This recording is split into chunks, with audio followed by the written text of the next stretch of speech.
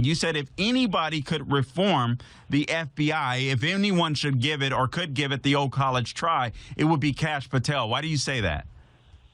I think that what he led with in the congressional hearing is why. I mean, he talked about making transparency one of the foremost pillars that he's interested, and then getting the FBI back to what its directive should be, and that is its interest solely in following the process, the due process that we're all supposed to have under a constitutional form of government, where the law enforcement apparatus gathers the facts and presents them, and whether or not you're found guilty or acquitted at trial does not reflect on the law enforcement. It's just whether or not the facts supported a conviction or not. But as we've seen in the last few years especially, the FBI is now putting its entire arm on the scale and trying to get an outcome, and they're picking winners and losers politically.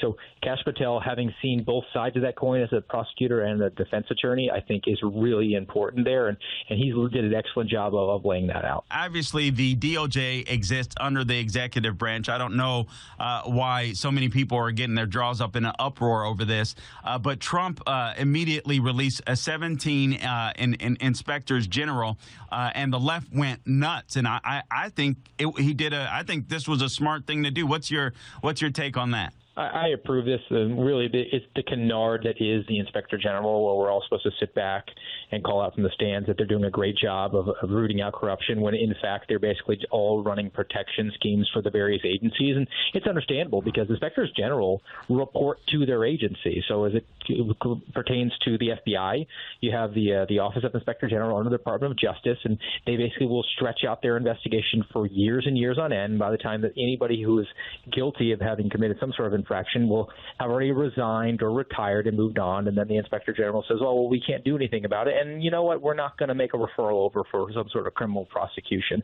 We've seen it across the government, and we need to actually have Inspectors General who are interested in holding people accountable and doing it forthwith, and don't do the drip until people just lose interest or patience with the entire internal investigation. The days of the government investigating the government and finding that the government did nothing wrong have to go away. Is there any way that position could work under a Trump administration or any administration if they're beholden to the department itself? I mean, how would that even work?